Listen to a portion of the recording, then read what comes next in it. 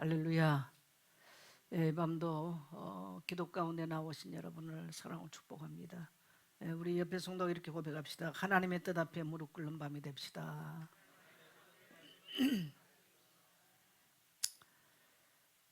예, 또 한 번 더 합시다. 하나님은 오늘 성도님에게 독수리와 같은 새 힘을 주실 것입니다. 예, 믿어지신 분만 아멘 합시다. 그 새 힘이 여러분이 생각지도 않는 정말 곳에서 이루어지는 것을 경험하는 시간 되기를 축복합니다. 오늘 본문은 사실 제가 내일 저녁에 해야 딱 맞는 본문인데 제가 다른 본문들을 좀 설교를 하려고 또 이 기간을 짧게 잡았어요. 예수님 목요일 날 성만찬 이후부터 시작해서 순환 기간까지를 좀 생각을 하면서 메시지를 나누다 보니까 이제 오늘 이 내용은 예수님께서 목요일 날 밤에 겪은 사건입니다. 그래서 원래는 그렇게 설교를 했으면 딱 맞는데 하루를 제가 앞당겨 했습니다. 제가 제 생애를 살아오면서 기도라고 생각할 때 제일 많이 내게 떠오르는 본문은 바로 오늘 이 본문이에요. 그래서 저도 인생을 살아보면서 내가 해결할 수 없는 내 인생의 장애물들, 또 젊은 날들은 얼마나 열정이 들끓습니까? 그러나 열정이 들끓는다고 일은 되는 것은 아니죠. 그러다 보니까 오히려 들끓는 열정 앞에 오히려 더 한계를 많이 느끼고 좌절감을 더 많이 느낀 시간들이 더 많아요. 그러다 보니까 자연스럽게 많이 했던 게 뭐냐면 기도입니다. 그래서 기도를 대할 때마다 어떻게 해야 될 것인가, 무엇을 해야 될 것인가 라고 하는 것을 굉장히 많이 고민했습니다. 저는 그때 지금 성경 번역이 조금씩 좀 다릅니다만은 저는 이제 번역에서는 예수님의 얼굴에 이마에 땀방울이 피가 될 때까지 기도하셨다. 이것은 저는 제 생애 젊은 날에 굉장히 충격적인 이야기였어요. 어떻게 사람의 이마에 땀이 피가 변할 때까지 인간이 그렇게 힘쓰면서 기도할 수 있을까?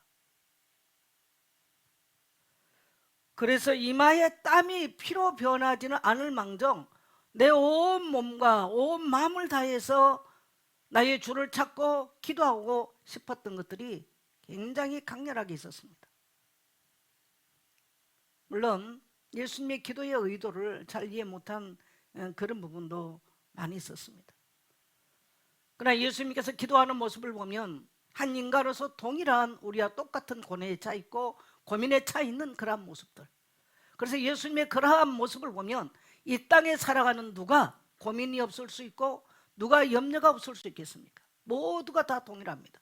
그러나 그러한 문제를 어떻게 해결하고 어떻게 처리하느냐, 과연 우리가 그리스도인으로 산다고 하는 것은 무엇을 말하는가? 저는 살아보니까 하나님이 제 뜻은 하나도 안 이루어진다는 걸 제가 여러 번 하잖아요. 말하자, 하나님은 하나도 내 뜻 이루지 않았습니다. 결국은 하나님은 하늘에서와 같이 땅에서 하나님의 뜻을 이루고 있을 뿐이지, 특히 구원받는 우리 하나님의 백성을 통해서 하나님의 뜻을 이루고 있을 뿐이지 내 뜻을 이루지 않아요. 대다수의 사람들은 예수 믿고 내 뜻을 관철하기를 원하고 내 뜻이 이루어지기를 원하고, 조금만 사람이 모여도 거기 가서 내 의견을 전달해서 내 의견을 관철하고 내 뜻을 이루기를 원합니다. 여러분, 그것이 얼마나 부질없는가를 우리는 성경을 통해서 알 수 있습니다. 우리가 신앙을 한다고 하는 것은 내 뜻을 이루기 위해서 있는 게 아닙니다. 나의 뜻을, 소원 성취를 이루기 위해서 있는 것이 아니죠. 자, 예수님이 성만찬을 행하시고 제자들에게 따라합시다. 끝까지 사랑하겠다. 여러분, 주님의 금성을 믿으십시오. 또 주님은 두 번째 뭐라고 말씀하시죠? 너희도 서로 사랑해라. 우리 옆에 성도에게 그렇게 하세요. 성도님, 주님의 사랑으로 정말 사랑합니다. 그리고 또 주님이 말씀하십니다. 깨어 있으라. 참, 이거는 굉장히 경고적 말씀이잖아요. 경고적인 말씀. 예수님께서 말씀하는 이 과정들을 보면 굉장히 뭔가 긴박한 상황들을 우리가 감지할 수 있어요. 예수님은 알고 계세요. 도망자도 알고 있고 배신할 놈도 알고 있고 연약해서 넘어질 놈도 알고 있고 다 알고 있어. 베드로 뭐 큰 소리 얼마나 칩니까? 절대로 예수님 죽는데 안 내줄 것입니다. 얼마나 큰 소리 쳐요. 근데 닭 울기 전에 난 예수님 몰라요. 결단코 몰라요. 저 죽고 몰라요. 그렇게 하죠. 예수님 십자가에 돌아가시고 나니까 제자들 다 데리고 지만 간 게 아니에요. 다 데리고 우리 고기 잡으러 가자. 먹고 살아야 되지 않겠냐? 그러고 도망갔죠. 그 예수님도 잡으러 가잖아요. 예수님께서. 다 알고 계시는 거예요. 더 중요한 것은 그 중에 한 사람 예수님이 팔자도 알고 계세요. 어떻게 보면 십자가를 지는 것보다 더 가슴 아픈 게 뭘까요? 인간에게서도 최고의 가슴 아픈 건 배신이랍니다. 배신. 그래서 그 누굽니까? 단테의 신곡에는 지옥 제일 밑바닥에 누가 있어? 가룟 유다 배신자들이 앉았다고 그러잖아. 단테의 신곡에서. 그만큼 그 인간에게는 그만큼 상실감이 크기 때문에 인간에게 가장 아픈 부분은 바로 그 부분이에요. 예수님께서 십자가에서 고난 당하신 이 과정 속에 오늘 이 본문도 이제 십자가 향 과정이거든요. 가장 처절하게 아픔을 경험했던 사건이 제자 가룟 유다, 교회 십자가 올라가는 말고 교회 제장 다 믿고 맡겨주고 다 했던 사람 아닙니까? 근데 늘 돈 빼갔어요. 저는 도둑이라 그렇게 말하잖아요. 예수님 모르는 줄 알았을 겁니다. 예수님 알고 다 눈 감고 있었어요. 그럼 마지막 예수님을 은 30에 20입니까? 30입니까? 팔아먹어버려요. 참 이스라엘이면 말할 수 없는 것들이죠. 그래서 그 제자의 손에 팔려서 예수님이 십자가 고난을 받으실 것을 알고 계신 거예요. 그래서 예수님이 성만찬을 행하시고 제자들과 함께 겟세마네 동산에 그 문제를 놓고 기도하러 가셨던 것입니다. 예수님은 자기 앞에 시시각각으로 다가왔던 수많은 어려움과 문제들을 놓고 기도하셨습니다. 따라합시다. 기도하셨다. 그게 예수님의 생애 속에 마지막 목요일 날 밤에 우리에게 보여준 중요한 사건이죠. 그러면 그게 무슨 말입니까? 너희도 이 땅에 살 동안에 우리도 동일하게 어려움을 겪습니다. 여러분, 고민 없는 인간이 이 땅에 있을까요? 아픔 없는 인간이 있을까요? 모든 것이 만족하다고 하는 인간이 어디 있겠어요? 근데 나이를 먹어보니까 참 좋은 게 하나 있더라고요. 젊은 날은요 속이 들끓어요. 할 것도 많고 열정도 많고 이래가지고 속이 들끓어. 그래서 젊은 날은 보니까 열병을 알아요. 60 넘어가려 보니까 하나님 앞에서 내 열정이 들끈다고 되는 것은 아니구나. 하나님 앞에 내려놓을 줄 알더라고요. 60 넘으신 분들 동의하신가요? 사람한테 집착하지 않아요. 나는 그게 너무 하나님 앞에 감사해요. 그러니까 평안을 누가 외부에서 주는 게 아니고요. 그런 내면에서부터 오는 평안을 누리게 되더라고요. 지극히 본질적인 게 아닌다면 거기에 집착할 이유도 없고 거기에 필요이상의 관심도 가질 이유도 없어요. 그러면서 인생을 가지치기를 엄청나게 해버리는 거죠. 그리고 오직 인생의 본질, 진리 앞에만 바라보도록 인생을 그렇게 하나님이 다듬으신 것 같아요. 나는 이게 굉장히 인생의 계절에 주신 하나님의 축복이다 그렇게 생각합니다. 그러나 이 땅에 살면서 오늘 예수님께서 고민하고 기도하시고 그런 문제를 놓고 겟세마네를 들어가신 것처럼 이 땅에 살아가는 인간은 누구도 그러한 길에서 죄해될 수는 없더라는 것입니다. 그러면 예수님은 어떻게 하셨는가 한번 보겠습니다. 그래서 예수님의 십자가의 완성은 십자가에서 이루어진 게 아니고 이미 겟세마네 동산에서부터 예수님의 십자가 사건은 결정되어졌습니다. 또 하나님의 뜻 앞에 완전히 예수님은 무릎을 꿇는 십자가 위에서만이 아니라 이 겟세마네 동산의 기도는 하나님의 뜻 앞에 완전히 무릎을 꿇어버리는 그러한 승리의 사건인 줄 믿습니다. 자, 38절 같이 갑니다. 시작. 이에 말씀하시되 내 마음이 매우 고민하여 죽게 되었으니 너희는 여기 머물러 나와 함께 깨어 있으라 하시고. 네, 인간적인 고통을 예수님도 동일하게 경험하신 거예요. 저는 이사야 53장에서 그는 질고를 아는 자여 그는 간고를 많이 겪었다. 그래서 우리의 슬픔을 안다. 저는 그 말씀이 굉장히 위로가 많이 됐어요. 예수님은 우리의 간고를 아세요. 가난 때문에, 경제 때문에 오는 고통, 간고를 아신다는 거예요. 예수님은 우리의 질고를 아세요. 왜? 경험했다는 얘기입니다. 그리고 예수님은 우리가 당하는 슬픔을 아신다는 거예요. 그래서 오늘 이 본문에 보니까 예수님도 매우 뭐 하셨어요? 매우 고민하여 죽게 되었으니.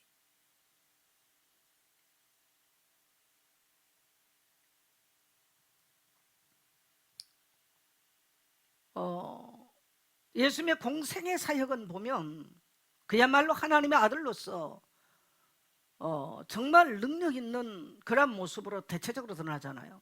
그러나 이 겟세마네 동산에서 예수님의 기도하는 모습 보면 지극히 연약한 한 인간, 이 땅의 모든 사람들이 겪고 있는 그러한 고뇌와 번민을 동일하게 하고 계신 그런 모습이에요. 따라합시다. 예수님은 우리의 연약함을 체휼하셨다. 히브리서 4장 15절에 옛날 번역은 체휼이라는 말 쓰는, 지금은 이제 동정하지 못할 것이 그렇게 번역이 그렇게 되어 있는데요. 예수님은 우리가 겪고 있는 아픔이나 이런 슬픔이나 이런 고민을 다 체휼하고 계세요. 따라합시다. 알고 계신다. 예수님은 우리의 형편을 너무너무 잘 알고 계세요. 왜? 겪으셨어요. 이 땅에 육신 입고 오셔서 하늘의 보좌에만 계신 것이 아니고요, 이 땅에 육신 입고 오셔서 코를 가진 우리와 똑같이 코를 가지시고, 눈을 가진 우리와 똑같이 눈을 가지시고, 손발을 가진 우리와 똑같이 손발을 가지시고, 생각하고 먹고 마시는 것에 우리와 동일한 이러한 모습을 가지시고 이 땅에 2000년 전에 오셔서 이 세상의 길을 거느려 보신 겁니다. 그래서 우리의 슬픔을 아세요. 우리의 연약함을 아세요. 인간의 가장 아픈 부분이 뭔가를 다 알고 계신 거예요. 그래서 이러한 부분들을 예수님은 전부 다 겪으신 것입니다. 만일에 예수님이 이러한 것을 겪지 못한다면 예수님과 우리가 어떻게 공감이 이루어지고 어떻게 기도하겠어요? 뭐 달걀 귀신 같은 그런 하나님이라면 기도할 대상이 되겠습니까? 근데 예수님은 달걀 귀신 같은 눈도 코도 듣도 보도 못하는 그런 신이 아니에요. 우리의 호흡 소리를 듣고 계세요. 우리의 찬양 소리도 듣고 계세요. 우리의 탄식의 소리도 듣고 계세요. 우리의 슬픔의 눈물도 보고 계신 줄 믿습니다. 우리를 체휼하신 분이세요. 그래서 심히 고민하여 죽게 되었을 정도로, 이것이 바로 참된 한 인간의 모습이죠. 예수님은 하나님의 아들이지만 참 인간이십니다. 그래서 모든 인간이 겪는 이러한 고뇌를 동일하게 겪었습니다. 내 마음이 매우 고민하여 죽게 되었다. 예수님이 늘 제자들하고 있으면서 늘 이런 말을, 늘 고민하면서 이런 말을 늘 했다면, 3년 동안 했다면 제자들 다 놀라서 도망가 버렸을 것 같아요. 근데 언제 하셨어요? 마지막 날 밤에 하는 거예요. 그것도 12제자 다 데리고 가지 않았어요. 몇 명 갔어요? 3명 간 거예요. 여러분, 예수님이 제자들 다 사랑했지만요, 다 골고다 길에 동참하지 않았고요, 겟세마네 동산에 다 가지 않았고요, 또 변화산에 다 데리고 가지 않았어요. 예수님도 그분의 탄식의 소리를 들을 자에게 듣게 만드는 거죠. 여러분, 예수님의 탄식의 소리를 들을 수 있는 성도 되기를 축복합니다. 교회의 아픔과 이 땅의 하나님의 탄식의 소리를 들을 수 있는 사람 따로 있죠. 그 사람들이 12제자만 끌고 다니면서 아유 내가 고민돼서 죽겠네 맨날 해버렸다면 다 도망갔어요. 마지막 날 밤 사랑하는 제자 몇 사람에게 있는 이 모습이었죠. 여러분, 목사도 동일해요. 모든 성도에게 모든 걸 다 오픈하지 않아요. 또 내가 인생 살면서 내 주변의 모든 사람에게 내 인생 이야기를 다 하지 않습니다. 아마 여러분도 그건 동일하실 것입니다. 그래서 예수님은 우리의 연약함을 알고 계시고 채우고 계세요. 여러분, 이 밤에 여러분이 기도하기 전에 그러한 예수의 모습을 기억하게 되시기를 축복합니다. 이러한 우리를 위해서 예수님은 채찍에 맞으시고 징계를 받으시고 또한 이제 창에 찔리시고 양손 양발에 못을 박아서 우리의 아픔, 우리의 슬픔, 우리의 가난, 우리의 질병을 다 치유하시고 회복시켜 주신 줄 믿습니다. 자, 39절 갑니다. 같이 갑니다. 조금 나아가사 얼굴을 땅에 대시고 엎드려 기도하여 이르시되 내 아버지여 만일 할만하시거든 이 잔을 내게서 지나가게 하옵소서. 그러나 나의 원대로 마옵시고 아버지의 원대로 하옵소서 하시고. 예수님이 아주 굉장히 권해에 찬 기도를 하고 계시잖아요. 피하고 싶은 마음이 있지 않겠습니까? 십자가의 길은 결코 쉬운 길이 아니에요. 여러분, 우리가 예수 믿고 나면은 모든 것이 만사 형통 쉬운 애들과 열려진 게 아닙니다. 절대로 그렇지 않습니다. 그래서 마태복음 16장 24절을 보면 주는 그리스도시요 살아계신 하나님의 아들이십니다 라고 고백한 이후에 나를 따라오느라. 그런데 어떻게 따라오라고요? 내 십자가를 지고 나를 쫓으라고 말합니다. 우리에게는 의무도 있고 책임도 있는 거예요. 은혜만 있는 게 아니에요. 근데 그것이 은혜, 그 책임과 의무를 다하기 위해서 기도하는 성도가 있는가 하면 그 책임과 의무를 쉽게 내팽개치고 그 자리에 이탈해버리는 사람도 있습니다. 예수님이 이 땅에 오셔서 하나님의 아들로서 영광 받을 수 얼마든지 있었습니다. 그러나 예수님은 십자가를 향해서 이 땅에 하나님이 보내신 그 목적과 그 의무를 향해서 묵묵하게 걸어가고 계시는 것이죠. 그래서 우리가 때로는 고뇌에 찬 기도 이런 거 두려워할 필요는 없어요. 기도는 그래서 항상 강한 말로만 막 강하게 하는 것만은 아닙니다. 때로는 주님 너무 힘듭니다. 저도 그런 기도합니다. 주님 너무 속상합니다. 저도 그런 기도해요. 이 길을 피하고 싶습니다. 예수님도 지금 그런 기도하잖아요. 이게 굉장히 어떻게 보면 정직한 기도입니다. 그래서 여러분이 기도할 때도 너무 힘들 때 한번 고백해 볼래요? 주님 너무 힘듭니다. 근데 여러분요, 그냥 내가 너무 힘들어 이러면 탄식이에요. 근데 주님 너무 힘들고 너무 아픕니다. 그러면 주님이 뭐라고 그러겠어요? 나도 너를 보면서 아프다라고 말하실 겁니다.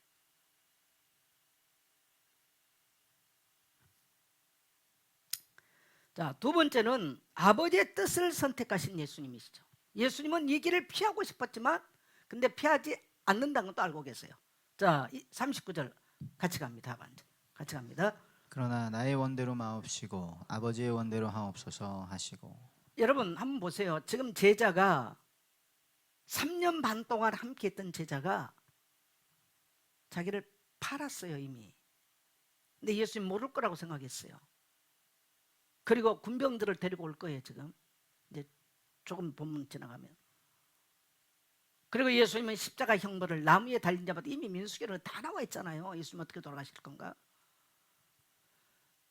예수님은 본인이 어떻게 돌아가실까 다 알고 계세요. 그래서 십자가 지고 따르라 그렇게 말씀합니다. 그 길을 얼마나 그 길을 간다는 게 한 인간으로서 쉽지 않은 얘기잖아요. 그러니까 피하고 싶은 거죠. 그러나 예수님의 기도는 나의 원대로 하지 마옵시고 아버지의 원대로, 옛날 성경은 아버지의 뜻대로 돼 있어요. 뜻대로 하옵소서. 그래서 여러분 기도는 내 뜻을 관철한 게 아니에요. 이제 신앙이 얕은 성도의 기도는 아버지 것도 주시고 하나님 것도 해주시는데요. 여러분 기도를 많이 해보면 해볼수록 어떻게 하던가요? 끝까지 내 뜻을 관철시키던가요? 여러분 성숙한 사람은 어디 가서 누구 대화할 때요 자기 뜻을 관철시키지 않아요. 그 사람이 어떤 일을 하는 것 같다 보면 자기 뜻을 계속 관철하면요 그건 절대 성숙한 사람이 아닙니다. 신앙도 그 사람이 성숙한지 안 성숙한지 뭘 보고 하느냐, 기도를 통해서 하나님 앞에 하나님의 뜻을 묻기 전에 계속 자기 뜻을 구하고 안 됐는데 시험 들고 그걸 관철시킨 사람은 안 되면 시험 들어요. 사람 관계에서 자기 뜻을 계속 관철하다가 안 되면 사람한테 상처받았다고 그러거든요. 굉장히 어리석은 거예요. 우리는 예수님의 모습 속에서 이런 모습을 배워야 될 줄 믿습니다. 우리는 교훈을 받아야 되죠. 그래서 자기 뜻을 관철한 게 아니죠. 진정한 기도는 내 뜻이 이루어진 것이 아니라 하나님의 뜻을 선택하는 겁니다. 하나님의 뜻이 뭘까? 나는 아프고 쓰리고 힘들지만 하나님의 뜻은 뭘까? 그래서 신앙은 나의 뜻을 이 땅에서 이룬 게 아니에요. 하나님의 뜻을 이루는 것이죠. 하나님의 뜻이 맞다면 손해보고 희생이 따르더라도 순종을 택하는 것입니다. 그게 신앙이죠. 그래서 예수님의 기도는 이 잔을 나에게서 지나가게 해주십시오. 이건 지극히 한 인간의 감정적 기도죠. 그러나 아버지의 뜻대로 하옵소서, 이거는 뭡니까? 이제 기도 한 번 하고 두 번 하면서 결단에 쓴 겁니다. 여러분, 여기에서 우리는 기도가 뭔가를 가르쳐줘요. 우리가 어떤 문제를 놓고요, 여러분 꼭 한번 해보세요. 여러분이 어떤 중요한 문제를 놓고 기도를 하는데 한 번 할 때는 여러분의 뜻을 관철시키려고 말하게 될 것입니다. 그것이 됐으면 좋겠고 그것이 됐으면 감사할 것 같고요. 그 문제를 갖고 두 번 해요. 그때는 달라지게 돼 있어요. 그걸 가지고 세 번을 해요. 하나님 뜻이 더 선명하게 드러나게 되죠. 작년에 신정훈 선교사가 우리 교회 오면서 나한테 중요한 얘기를 했어. 그래, 신 선교사 좀 도와달라 그랬더니 기도하겠습니다. 목사들이 기도하겠습니다 그러면 거기에 응을 잘 안 하는 경우가 대다수예요. 날 찾아와서 목사님 오겠습니다. 제가 3번을 기도했습니다. 청년들에게도 그걸 가르쳤더라고. 어떤 적이 할 때 3번을 기도해라. 이게 바로 예수님의 방법. 예수님 3번 기도하거든요. 3번을 기도를 한다 한 문제를 가지고 뭐가 선명해지느냐? 하나님의 뜻이 선명해지고 나의 뜻을 포기하게 되고 하나님의 뜻 앞에 순종할 수 있는 힘을 얻게 되는 겁니다. 이게 기도의 방법이에요. 그래서 우리는 따라합시다. 지속 방법으로 기도해야 된다. 그게 굉장히 중요합니다. 뭐 소리를 높여서 기도하는 거 이것도 중요해요. 그러나 여러분요, 소리 하지 않아도 저는 성도들에게 기도 제목을 정리하는 이야기를 많이 하잖아요. 기도 제목을 정리하는 거 굉장히 중요합니다. 또 우리는 때로는 정말 이마에 땀방울이 핏방울이 변할 때까지 인생에 중대한 문제가 왔다, 국가적으로 중대한 문제가 왔다, 그때는 우리는 또 그렇게 기도해야 될 때가 있어요. 그러나 우리의 모든 일상에 살면서 우리가 또 때로는요 아무 소리 없이 저는 이제 새벽에 이럴 때는 소리를 많이 안 내잖아요. 눈 감고 조용하게, 어떨 때는 많이 기도 제목들을 정리를 많이 하고 써놓죠. 하나님이 놀랍게 많은 응답들을 해주신 걸 봐요. 근데 모든 것이 내 뜻이냐? 그렇지 않아요. 여러분의 뜻이 사라지고 하나님의 뜻이 여러분에게 밝히 보여진 것이 얼마나 큰 은혜입니까? 할렐루야. 이런 걸 경험할 때 우리는요 굉장한 영적인 희열을 느끼게 돼 있는 거죠. 그래서 예수님에게서는 분명히 고난입니다만은 이 겟세마네 기도는 엄청난 하나님의 뜻에 순종하는, 그것이 바로 예수님의 겟세마네 기도였습니다. 저는 우리 모든 성도님들이 그런 성숙함들이 일어나기를 축복합니다. 자, 그 다음에 영적 싸움은 굉장히 애로운 자리예요. 그래서 저는 겟세마네 기도를 생각할 때 예수님의 그 외롭고 고독했던 시간들을 생각해 보는 거예요. 하나님이 우리 인생을요 훈련시킬 때 보면 굉장히 외롭고 고독한 깊은 이런 고독 속으로 우리를 굉장히 훈련 많이 시킵니다. 그것이 안 되어졌다, 영향력은 그렇게 없을 거예요. 여러분의 인생을 하나님이 쓰시려면 그런 시간들을 통과하게 만들어요. 근데 사람들은 그런 자리나 그런 시간들을 대체적으로 싫어합니다. 그런 자리를 피해버립니다. 그리고 그런 시간에 사람을 만나고 넋두리를 하고, 우리 성도님들 여러분이 살면서 절대 하지 말아야 될 게 있어요. 첫째는 아주 강하게 말한다면요, 부정적인 것을 내 자신에 대하거나 남의 절대로 하지 마세요. 그건 열매가 좋지 않습니다, 인생에. 자, 두 번째, 어떠한 일이 있어도 넋두리 하지 마라. 따라합시다. 넋두리 하지 마라. 이 넋두리를 하나님도 듣지만 마귀도 들어요. 여러분의 가정의 후손도 들어요. 우리는 그러한 시간들을 어떻게 해야 되느냐? 그러면 우리 속에 일어나는 감정들을 어떻게 해야 되느냐? 이런 것들을 여러분 기도 제목으로 쓰세요. 그리고 이런 것들을 하나님 앞에 조용히 그냥 힘쓸 것도 없어, 어떻게 보면 소리 드높일 것도 없어요. 그대로 하나님 앞에 고여보세요. 주님 하면서 하는 것은 기도요, 혼자 그냥 신세한탄하면 넋두리가 되는 거예요. 신세한탄이 되는 거예요. 그건 사단의 통로되는 거예요. 그건 하나님의 기도가 아닌 거예요. 예수님도 그렇게 할 수 있었죠. 그래 여러분, 때때로는 하나님은 우리를 고독한 자리로, 또 외로운 자리로 우리를 세울 때가 있습니다. 특히 하나님이 주의 종으로 쓰려고 하면 젊은 시간들은 그런 시간들을 많이 버리게 만들어요. 그래서 얼마나 그때 사람들을 만나거나 환경을 대하기 이전에 하나님 앞에 홀로 서느냐, 나는 이건 어마어마한 그 사람의 영적인 자산이라고 생각합니다. 홀씨 하나님께서 우리 성도들에게 그러한 시간표에 갖다 놨거든.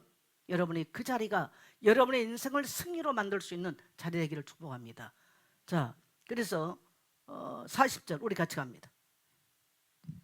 제자들에게 오사 그 자는 것을 보시고 베드로에게 말씀하시되 너희가 나와 함께 한 시간도 이렇게 깨어 있을 수 없더냐. 네, 수제자죠. 베드로, 한 시간도 깨 있을 수 없더냐. 왜 못 깨 있었어요? 마음은 온유한데 뭐가 피곤해서? 육신이 피곤해서, 눈이 피곤해서. 성도를 왜 기도 자리에 못 오느냐, 밤 예배들 왜 못 오느냐? 피곤해서 못 와요. 근데 예수님은 이렇게 말씀하시죠. 시험에 들지 않도록 깨어 있으라. 그러면 역으로 기도하지 않으면 뭐에 든다고요? 시험 들어요. 왜? 자꾸 자기 생각대로 사니까. 선택이 자기중심적인 선택을 해요. 기도를 하지 않으면. 판단을 자기중심적인 판단을 하는 거예요. 그래서 시험이 드는 거예요. 그래서 상처를 받게 되는 거예요. 우리가 이 땅에 살면서 특히 공동체에서 기분 나쁜 일도 많아요. 내 마음에 들지 않는 게 얼마나 많습니까? 보는 대로 다 말하고 보는 대로 판단하면요, 이 땅에 살아남을 사람 없어요. 일단 자기부터 다 죽어버려. 근데 이런 것들을 조용하게 우리가 기도하는 시간을 갖는다, 쉽지 않습니다. 더더욱 여러분, 기도의 동역자가 얼마나 필요한가. 예수님에게도 함께 기도해 주기를 예수님이 기도 요청을 하시잖아요. 하물며 이 땅에 있는 우리랴 말할 수 없습니다. 우리 옆에 성도 고백합시다. 나는 성도님의 기도 동역자입니다. 이게 공동체입니다. 이게 중요합니다. 어떤 성도님이 저한테 예손교회 와서 깜짝 놀란 게 하나 있대요. 예손교회 오니까 성도들이 굉장히 목사님을 위해서 이렇게 많이 기도한 교회 처음 봤다는 거예요. 굉장히 도전받았대. 제가 그랬어요. 나는 너무나 연약하기 때문에 성도들의 그런 기도가 없다면 나는 진정 목회하지 못했을 거다. 나는 질병으로도 너무나 어려움을 많이 겪었는데 또 이렇게 강단에서 설교할 수 있는 건 우리 성도들의 기도였다. 근데 여러분, 저는 교회 아실 겁니다. 아마 오래된 성도들은. 제가 교회 개척하면서 3가지 기도 제목 줬다고 그랬죠. 첫째는 뭐다? 5대학 6대 100군데 선교사 파송하겠습니다. 그게 제가 교회 개척하면 딱 던진 메시지예요. 두 번째 뭐였다? 기도의 동역자. 세 번째, 사역의 동역자. 이순재 장로님 전에 강단에서 대표기도 할 때마다 그 3가지 항상 기도하시더만요. 왜? 초창기 때 제가 늘 그거 많이 했으니까요. 그 다음에 한 동역자가 또 있어요. 무슨 동역자? 물질의 동역자죠. 사역의 동역자, 기도의 동역자, 물질의 동역자. 여러분, 목회자에게는 이 3가지 함께 할 사람이 없으면 못하는 거예요. 제가 지금도 어떻게 선교할 수 있습니까? 성도들이 선교하자 그러니까 그 주간에 헌금이 몇 천만 원 나왔어. 여러분, 충격적인 일입니다. 우리 성도들 이렇게 돈이 많나요? 저는 솔직하게요, 1,000만 원 마무리하는데도 제가 200원 먼저 하고요, 나머지 우리 성도들이 하고 내가 마무리하려고 그랬어요. 근데 제가 아무리 봐도 1,000만 원 가지고는 아닐 것 같아서 이평원서만 전화하니까 목사님 못 질 것 같아요. 그래서 왜? 내가 그랬더니 기반 시설에 대한 이야기를 안 했거든. 내가 처음부터 기반 말을 했더니 자기 계산은 없어도 건축을 모르니까. 그래서 걱정하지 마. 목사님 그 정도 다 계산했어. 충격적인 이야기죠. 그러나 지금 목사에게 간절히 아픈 분야 있다면 정말 현장에 전도하고 선교를 이해하고 또한 다음 세대를 이렇게 세울 수 있는 이런 사역의 동역자에 대한 것은 내가 숨이 끊어질 때까지 목마르면 될 것입니다. 이 기도에 대해서는 우리 성도님들이 함께 주님의 마음으로 끝까지 동참할 수 있기를 축복합니다. 여러분의 기도는 하나도 땅에 떨어지지 않을 것입니다. 우리 교회가 연약했지만 물질에 대해서는 넉넉했다. 저는 눈물 나도록 감사합니다. 이 부분에 대해서 함께 해주신 거죠. 그런 사역의 동역자. 그래서 여러분, 정말 여러분은 항상 교회와 함께 주님과 함께 끝까지 주님의 십자가 복음이 증거될 수 있도록 이 복음이 증거되는 일에 여러분이 함께 기도하면서 사역의 동역자 되기를 축복합니다. 기도의 동역자. 우리 교회 처음 와서 본 성도님들이 예수님께 이렇게 목사님을 위해서 기도를 하는구나 놀랬대. 굉장히 도전받았대요. 너무 감사했어요.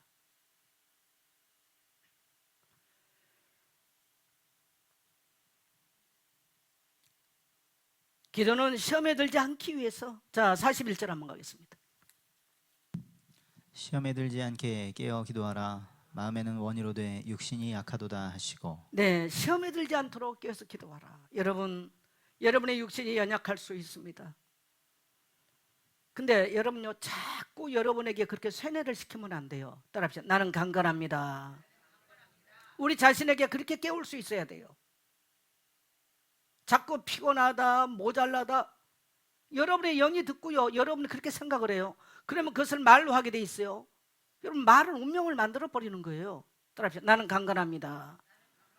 나는 사역자입니다. 나는 세우는 자입니다. 근데 오늘 예수님이 왜 사람들이 기도하지 못한 걸 명확하게 진단했습니다. 육신이 피곤해서 못한대. 아마 사람들이 이 땅에 끝날 때까지 육신이 피곤해서 못한다 말할 겁니다. 강건하기를 축복합니다. 새 힘 얻기를 축복합니다. 여러분의 청춘을 독수리와 같이 새롭게 하기를 축복합니다. 독수리 어떻게 됩니까? 날개 늙어서 깃털이 약해지면요, 높은 데 올라가서 싹 뽑아버려요. 그리고 한 40일 정도 혼자 독수리가 고독하게 이 뭔가 발톱을 돌에 가려가면서요, 돌에 가려가 피 싹 내요. 몸 깃털 싹 뽑아버려요. 그리고 숨어 있는 거예요. 40일 후쯤 되면요, 새 깃털이 나서 새로운 청춘이 되는 거예요. 그리고 발톱이 새로 나서요, 날카롭게 사냥할 수 있는 맹수가 되는 겁니다. 공중에 제왕이 되는 거예요. 시편 103편에서 하나님께서 우리에게 약속하신 것이 바로 그런 것들이에요. 내 소원을 만족케 하시고 내 청춘을 독수리와 같이 새롭게 하시는도다. 여러분, 우리 성도님들 이 땅에 살면서 나이에 자꾸 국한되지 말고요, 뛰어가도 달려가도 피곤치 않고 독수리와 같이 새롭게 되기를 축복합니다. 그래서 우리는 연약하다, 오늘 예수님도 아셨어요. 그러나 똑같은 이들이 성령 세례받고 나니까 어떻게 됐습니까? 어떻게 됐어요? 10일 동안 금식하면서 기도해버리잖아요. 똑같은 사람들인데 달라진 거예요. 그때는 피곤하단 말 안 했어요. 더 많이 했는데도. 뭐가 틀립니까? 하나님께 잡히냐 안 잡히냐 그 차이입니다. 우리 인생은 하나님께 잡히면 돈도 문제 아니고 질병도 문제 아니고요, 환경도 문제 안 돼요. 근데 하나님의 손에 붙잡히지 않으면요, 돈도 쳐다보니 큰일 날 것 같고요, 건강도 쳐다보니 큰일 날 것 같고, 환경도 쳐다보니 큰일 날 것 같아요. 큰일 날 것 같다라고 생각하는 그 순간에 여러분은 무너집니다. 따라합시다. 나는 괜찮습니다. 나는 교회와 함께 하나님의 역사를 이룰 것입니다. 그런 고백할 수 있어야 돼요. 그래서 영적 싸움은 사람과의 싸움이 아니에요. 환경과의 싸움이 아닙니다. 기도의 자리에서 모든 것이 결정나는 줄 믿습니다. 그래서 여러분, 아침 저녁 여러분 성경 읽지 않습니까? 한번 고백해 볼래요? 성경 읽기 전에는 밥 먹지 마라. No Bible, no bread. 네. 성경 읽기 전에, 밥 먹기 전에 거꾸로 말. 성경 읽기 전에 밥 먹지 마라 이 말이에요. 블랙퍼스트는 아침 먹지 마라. 그래서 저는 아침에 성경을 읽습니다. 첫 시간에. 그러면서 기도 제목을 정리하죠. 여러분의 기도 제목을 그냥 그렇게 하세요. 어느 날 여러분이 성령이 여러분의 생각을 지배하시고, 성령이 여러분의 마음을 지배하시고, 성령이 여러분의 인생 전체를 지배하는 놀라운 것들을 하루가 쌓이고 1년이 쌓이고 10년이 쌓이면서 여러분의 인생을 성령께서 이끌어간 걸 보게 될 것입니다. 그래서 노년이 갈수록 평안하는, 노년이 갈수록 지혜롭고, 노년이 갈수록 해안이 밝고, 불신자들은 노년이 가면 어떻게 돼요? 치매 오고 이상해집니다. 저는 우리 성도님들, 특히 우리 장로님들, 권사님들요, 노년에 그런 성도 없기를 축복해요. 연세가 들어도 더 여유롭고, 더 너그럽고, 더 베풀고, 네, 주님과 함께하는 삶, 지혜가 있고, 어떤 사물이나 문제를 볼 때 해안 있고, 그런 성도 되기를 축복해요. 네. 그건 여러분이 기도하시면 여러분 인생은 그렇게 만듭니다. 여러분 인생 별거 아닙니다. 아무 염려하지 마시고요, 주님과 함께 기도의 자리에 겟세마네 동산에 머물 수 있기를 축복합니다. 네. 자, 그다음에 42절 갑니다. 다시 두 번째 나아가 기도하여 이르시되 내 아버지여 만일 내가 마시지 않고는 이 잔이 내게서 지나갈 수 없거든 아버지의 원대로 되시기를 원하나이다 하시고. 네, 이제 두 번째 나가서 이제는 아버지의 원대로 하기를 원합니다. 순종을 선택하는 거죠. 근데 여러분 기도를 계속하면요 뭘 얻어요? 자기 감정 정리가 돼요. 그리고 순종을 선택할 힘이 있는 거예요. 순종하고 싶어도 순종할 힘이 없어. 그러니까 사람들이 불순종을 하는 거예요. 왜 기도하느냐? 기도하면 순종할 힘이 생기는 거예요. 내가 손해를 봐도 순종할 힘이 생겨요. 이 내가 하나님 앞에서 순종을 결단 딱 해버리면 따라합시다. 하나님이 문 여신다. 그거를 우리 성도들은 경험하고 살아야 돼요. 그게 기도예요. 뭐 기도 시간이 길다 그건 중요하지 않습니다. 그래서 반복적인 기도, 순종할 힘을 얻어요. 그래서 예수님도 3번 기도한 것이죠. 동일한 기도를 예수님이 3번 해요. 그래서 여러분 중요한 것들을 결정할 때 한 3번 정도 꼭 해보세요. 오늘 예수님이 하셨던 것처럼. 그때 성령께서 여러분의 마음에 어떤 마음을 주시는가. 언제든지 첫 여러분에게 일어나는 생각이나 영감은 거의가 성령의 영감일 것입니다. 그것이 여러분에게 피해가 때로는 육신적으로는 피해가 올 수 있고 계산해 본다면 여러분이 손해 갈 수도 있습니다. 그러나 순종을 선택하기를 축복합니다. 기도할수록 마음이 정리됩니다. 기도할수록 뜻이 분명해져요. 그래서 성령의 뜻이면요 성령이 우리 속에서 우리를 당겨 하려면 괴롭게 만들어요. 기도는 문제 해결이 아니라 하나님의 뜻을 이루는 과정입니다. 따라합시다. 기도는 문제 해결이 아니라 하나님의 뜻을 이루는 과정이다. 그래서 여러분이 이 땅에서 하나님의 뜻을 이루기 위해서 정말 진정으로 기도의 자리를 갖는다면 분명하게 하나님은 그 시간을 기억할 겁니다. 요한복음 1장 45절을 보면 안드레가 나다니엘에게 전도를 합니다.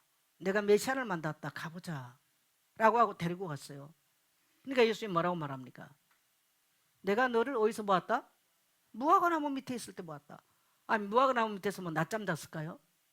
뭐 있을까요?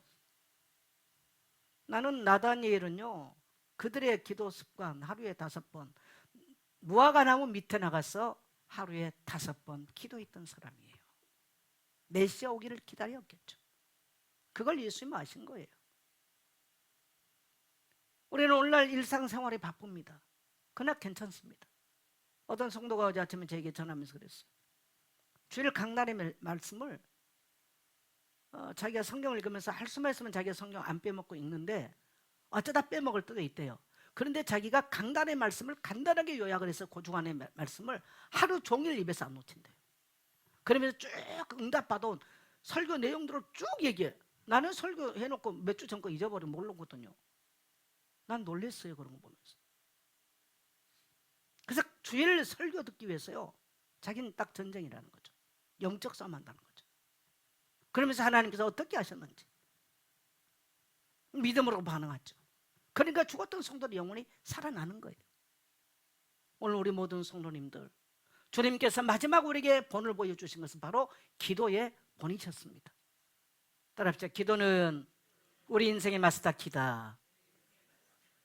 여러분이 주는 그리스도시요 살아계신 하나님의 아들이십니다 라고 고백했을 때 우리에게 준 게 뭡니까? 마스터키를 줬어요. 천국 열쇠. 어떤 사람은 천국 열쇠를 가지고 사용한 사람이 있는가 하면 안 사용한 사람이 많아요. 아무리 금으로 만든 키라도 사용하지 않는 것은 아무 의미가 없습니다. 사용하게 되시기를 축복합니다. 하나님은 여러분의 기도를 응답하십니다. 들으십니다. 자, 기도로 예수님은 승리하셨죠. 45절 46절 같이 갑니다. 이 제자들에게 오사 이르시되 이제는 자고 쉬라. 보라 때가 가까이 왔으니 인자가 죄인의 손에 팔리느니라. 일어나라 함께 가자. 보라 나를 파는 자가 가까이 왔느니라. 예수님은 이제 기도로 승리를 끝냈습니다. 순종하기로 십자가 지기로 완전히 결정 나버렸어요. 그렇기 때문에 이제는 이제 예수님이 팔려가는 거 알아요. 그래서 일어나라. 이제 일어나라는 거예요, 제자들에게. 그리고 함께 가자. 더 이상 예수님은 흔들릴 이유가 없어요. 여러분, 우리가 기도를 통해서 하나님의 뜻을 알고 나면요, 흔들릴 이유가 없어요. 늘 삶이 흔들흔들하는 사람의 특징이 뭐냐면 이 기도에 기품이 없어서 그래요. 기도에 깊은 게 있다면 따라합시다. 흔들림이 없다. 예수님이 바로 십자가 앞에서 그런 모습인 거예요. 그래서 겟세마네에서 이미 예수님이 승리하셨습니다. 십자가는 골고다에서 세워졌지만 승리는 이미 겟세마네 동산에서 예수님의 자신과 기도의 자리에서 승리를 결정한 것입니다. 기도로 무릎 꿇는 사람이 결국은 세상을 이기게 돼 있습니다. 한번 고백합시다. 기도로 무릎 꿇는 사람이 세상을 이기게 돼 있습니다. 자, 결론적으로 오늘 여러분, 저와 여러분의 겟세마네가 어디입니까? 한번 질문 한번 해보세요. 우리는 피하고 싶은 일, 감당하기 싫은 것들, 또 고난, 내려놓기 어려운 문제들, 이런 문제들에게서 우리는 어떻게 반응을 하고 있는가? 나는 어떻게 반응하는가? 주님은 뭐라고 말합니까? 깨어 기도하라. 시험에 들지 않도록. 그리고 우리는 내 뜻이 아니라 누구의 뜻을 구해야 돼요? 아버지의 뜻을. 그래서 우리가 기도할 때 주님, 내 마음은 이런데 주님의 뜻은 무엇입니까? 그래서 언제든 저도 이제 이런 그 중요한 기도 제목들은 노트에다 써놓거든요. 그러면서도 거기에 주님의 뜻은 무엇입니까? 이걸 계속 질문을 많이 해요. 주님과. 그래서 여러분이 성경 읽는 시간에 이런 것들을 많이 하세요. 성경 읽는 시간들에. 그리고 여러분의 기도의 세계를 넓혀 가십시오. 이런 고백이 우리의 삶을 바꿔요. 이런 것들이 계속 쌓여가면 우리의 삶과 우리의 인격도 바꿉니다. 또 우리의 십자가를 내가 십자가라고 생각했던 것을요, 능력으로 바꿔버려요. 여러분, 어떻게 우리에게 있는 십자가를 우리가 대부분 십자가 밑에 사람들이 패배하게 그게 무너져 버리거든요. 그런데 십자가를 능력으로 바꾼 사람들의 특징은 뭐냐면요, 주님과의 기도의 관계가 있어요. 그걸 바꾸는 거예요. 이 2026년 고난 주간을 보내면서 이 겟세마네 동산에 여러분이 무릎 꿇게 되시기를 주의 이름으로 축복합니다. 주님은 여러분의 고백을 들으실 것이고 여러분의 탄식도, 여러분의 아픔도, 여러분의 슬픔도, 여러분의 한스러움도 다 보고 계십니다. 이런 것들을 기도로 바꿔낼 수 있게 되기를 축복합니다. 그러면 여러분의 그 십자가가 변하여 능력이 될 줄 믿습니다. 그리고 우리는 이 밤에 또 기도하면서 우리가 가장 주님께서 그냥 보편적으로 주님의 가장 하나님의 뜻은요, 만민이 구원받기를 원하세요. 하나님께 돌아오기를 원해요. 왜? 이 땅의 모든 인간이 죄인이기 때문에. 그래서 우리는 왜 부활주일에 새 생명 초청을 하느냐? 우리는 부활 생명으로 새 생명을 얻었기 때문에 또 다른 영혼이 거기 가운데 돌아오기를 간절히 소망하는 것입니다. 그래서 여러분, 전도 대상자들을 구원받을 영혼들은 물어볼 것도 없이 하나님의 뜻이에요. 마귀에게 잡혀서 죄악 가운데 살아가는 인간, 하나님은 그대로 버려두기를 원하지 않습니다. 그들도 하나님은 사랑하시고 구원하기를 원하신 줄 믿습니다. 그래서 교회는 이를 위해서 기도해야 돼요. 온 천하 만민이 구원받도록. 그리고 여러분, 여러분의 생이 마칠 때까지 전도하고 선교하는 자리 떠나지 마십시오. 여러분의 후손도 그 길에 서게 만드십시오. 그 자리에 있게 만드십시오. 결탄코 여러분의 인생이 손해가지 아니할 것입니다. 하나님은 그렇게 하게 하지 아니할 것입니다. 전도 선교는 온 세상에 그리스도의 죽으심, 그 십자가 복음이 증거되는 것이 전도 선교이기 때문에 하나님 기뻐하십니다. 그래서 우리 교회는 따라합시다. 전도 선교를 위해서 부르심 받았습니다. 그래서 여러분, 복음 증거하는 개인, 복음 증거하는 국가, 복음 증거하는 시대는 살게 되어 있습니다. 두려워하지 마시고요, 그 사람이 열매 맺고 안 맺고는 나의 소관이 아니에요. 하나님의 소관이에요. 그러나 증거하고 사람을 찾아가는 것은 누구 소관? 나의 소관이죠. 어떠한 일이 있어도 다른 사람이 시험에 들고 무너지게 하는 것은 절대로 하지 마세요. 어떤 사람은 사람 붙잡고 늘 부정적인 것 같죠. 사람 무너뜨리는 거예요. 예수 뭐라고 말해요? 연자 맷돌을 목에 걸고 네가 차라리 들어가라. 그 정도 영혼에 대해서 귀하게 여기는 거예요. 우리는 국가를 위해서도 기도해야 돼요. 지금 오늘 보니까 국회 앞에서 교회 해산법 이제 지금 통과됐는지 안 됐는지 오늘 보니까 전 교회들이 지금 나가서 대통령이 제가 오늘 선교사들 방에 내가 올려놓은 우리 교회 방에 나눠서 대통령이 직접 무슨 국무회의하면서 누구한테 그 종교 해산법 그거 검토해봤느냐고. 그러니까 이 사람이 굉장히 난감한 국무회의에서 그 표정을 짓는 이런 게 이제 나왔어요.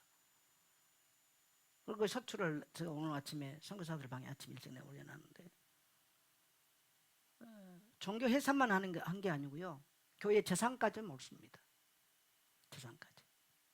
이거는 사회주의에서도 그렇게 쉽게 안 하는 법이에요. 우리 한국 교회가 너무나 많이 부패한 돈 이런 것들 너무나 부패한 모습들이 많아서 참 부끄럽고 할 말은 없습니다만은 이제 추진하는 이게 전체 플랜을 나온 이야기들 들어보니까 작은 교회들부터 까부순다는 거죠. 큰 교회부터 친 게 아니라 큰 교회부터 치면 다 드러나잖아요. 그러나 조용하게 작은 교회들을 없애면 몰라요. 조용하게. 그리고 마지막에 목적은 뭐냐? 이 땅에 큰 교회들을 없앤 거죠. 그러니까 작은 교회들 다 없애가는. 아마 만일에 우리 교회도 와서 전체 지계를 본다면 아무리 내가 깨끗하게 했어요 여지가 그건 소용없어요. 이 법이라는 거는요. 근데 이제 문제는 뭐냐? 경찰도 아니고 검찰도 아니에요. 그냥 행정 담당 공무원이 이 영장 청구 없이 와서 교회 서류를 오픈해 보고 잘못됐으면 바로 형사 그렇게 처리를 하게 돼요. 법이 지금 그렇게 돼요. 그래서 이 법이 심각한 법입니다. 대체적으로 작은 교회들이 그렇게 섬세하게 법을 다 따져서 그렇게 나는 법도 잘 모르겠습니다만은 그렇게 한 교회들이 많지가 않을 겁니다. 그래서 이제 오늘 보니까 국회 앞에 가가지고 전부 다 지금 시위를 좀 하고 있는데 이 밤에 여러분 하나님이 이 땅에 교회를 없애기를 원하신다면 없어져야 되겠죠. 그러나 하나님은 이 땅에 참된 교회를 세우기를 원하세요. 그래서 우리 교회가 그러한 주님께서 보시기에 부끄럼 없는 참된 교회가 되기를 기도하고 이 땅에 어떻든 어려움 당한 교회들을 위해서 우리는 기도해야 될 줄 믿습니다. 자, 우리 이제 기도하겠습니다.